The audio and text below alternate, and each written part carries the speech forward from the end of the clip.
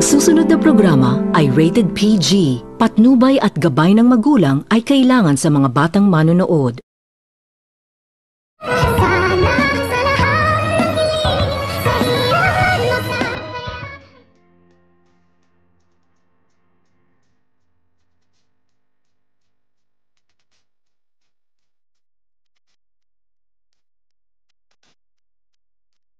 Nang dahil nagdududa na itong si Justin na mayroon umano itong tinatago itong si Zoe, kung kaya't agad naman din itong nakapagdesisyon itong si Justin na kailangan umano nitong mangmanga ni Justin itong si Zoe upang malaman umano nito ni Justin kung mayroon umano itong tinatago sa kanila.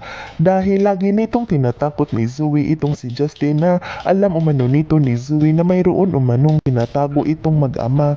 Ito agad naman din itong naisipan ni Justin na gumanti at kailangan umano nitong makakita din umano itong si Justin upang masira umano itong si Zoe.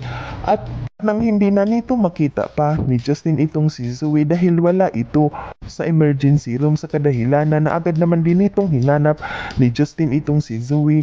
At dito nang makita nito ni Justin na mayroon itong kausap sa kanyang cellphone na tila nagtatago umano itong si Zoe at natatakot umano na marinig ito ng ibang tao ang kanilang pinag-uusapan, kung kaya't dahan-dahan naman din itong nilapitan ni Justin itong si Zoe. At habang pinagmamasdan ito ni Justin itong si Zoe ay agad naman din itong nakapagsalita itong si Justin na mahuhuli rin naman nito ni Justin itong si Zoe.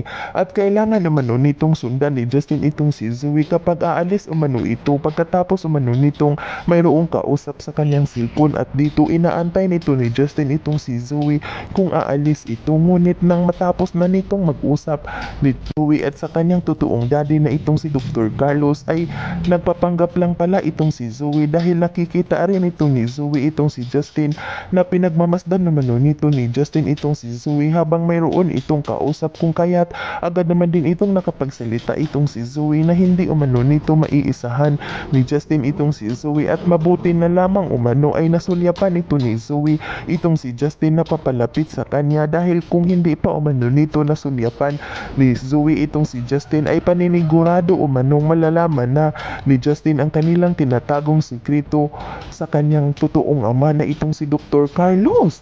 At dito pagkatapos nitong ibinaba ni Zoe ang kanyang cellphone ay nagpapanggap ito at naglakad-lakad ito at pakunwari na nagulat itong si Zoe na nakita nito si Justin, kung kaya't agad naman din itong pinagsabihan ni Zoe itong si Justin kung ano umano ang ginagawa nito at kung bakit umano nito pinagmangmanga ni Justin itong si Zoe. Yan ay ating aabangan sa susunod pa na pangyayari sa kaganapang ito ng abot kamay na pangarap. Huwag mong kalimutang isubscribe at i-hit ang notification bell ng aking channel